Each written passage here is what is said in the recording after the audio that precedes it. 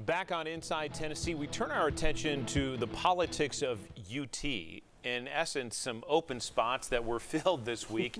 And it was a tenuous week for Vol Nation because Vol Nation has felt this before and come out on the losing side in many people's eyes of these big moments.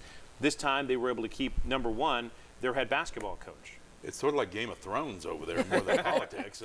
You know, there's so much interesting going on over there, and there's so much good going on. The public sees, as Doug Dickey used to call it, the front porch, you know, athletics. And we had a good week. You know, we hired a quality women's basketball coach. A little bit of controversy because she's coming from a smaller program, but she's family, and she's done well. So I think she deserves it. She does deserve a shot, and I'm happy we've hired Rick Barnes. Rick Barnes leveraged a $1.2 million a year raise by having UCLA court him a bit. I didn't think he was going to leave. I didn't either. No, but Couldn't every coach over there, there, the best way to get a raise is have somebody else love you. and have your agent, agent, and have your agent engaged. And win Naismith Coach of the Year. That helps. That's right. That helps. But the most important thing going on at UT, and I'll let Susan chime in, we have 4 now good candidates for Chancellor of UTK.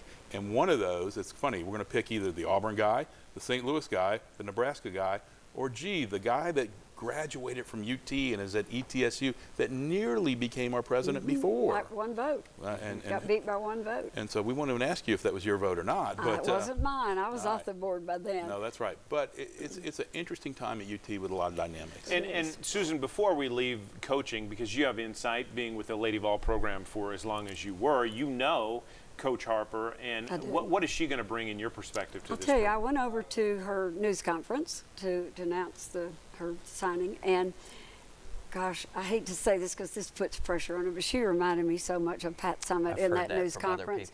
Her mannerisms, her answers, the toughness, the focus. Pat always said Kelly was going to be one of the great coaches. And I am thrilled that she's here. I think she's going to make a difference. She's an incredibly competitive woman on the court and elsewhere. And her first focus is to get the current players, you know, get to know them and to get them. How's she going to be different from Holly? Here's where I think, and she said it today, and I don't think she didn't say how I'm different from Holly. What she said was, I like to give my players confidence. And when we're in tough situations, I watched Pat Summitt. She never panicked. She always gave us confidence that we were going to win a game. And that's what I've watched with her. Holly was so emotional when she was coaching. I think she didn't exude confidence for the players. Kelly, man, she's got that all over. So I'm really excited about her being. I love Holly Warlick. Nobody loves the University of Tennessee more than she does. For the guy that used to actually be an athlete there, I'm more interested in the Chancellor's thing. I want to watch that play out, and I really do hope. I'm friends with Brian Nolan, and I really hope that he gets good consideration because he will be a spectacular Chancellor. I don't know these other candidates. I'm sure they're very competent and qualified, but I'm excited to see this process play out. New board, new governor. I will point out the governor's an Auburn grad, and there's an Auburn guy in the hunt. There is an Auburn So I wonder what might happen there. He ought to be careful about that. I would say so. Better be careful about that. Well, he did. He came to the Lincoln Day dinner last Saturday night with an Auburn tie on, and Auburn was playing at the time of the Lincoln Day dinner. And left very quickly to catch that ball game. Had a 7-minute speech. So I was told. I got served food in the back. That's right. He did leave quickly. You were uninvited by. Gleefully so. We would be remiss if we didn't mention the Knox County School Board did pass a budget at the local level, a strategic plan. We have talked at length about this, and we're going to have Superintendent Bob Thomas on. John, you've done lots of reporting on this about the disparities that the school district is looking at and staring in the face, and also the reading level scores.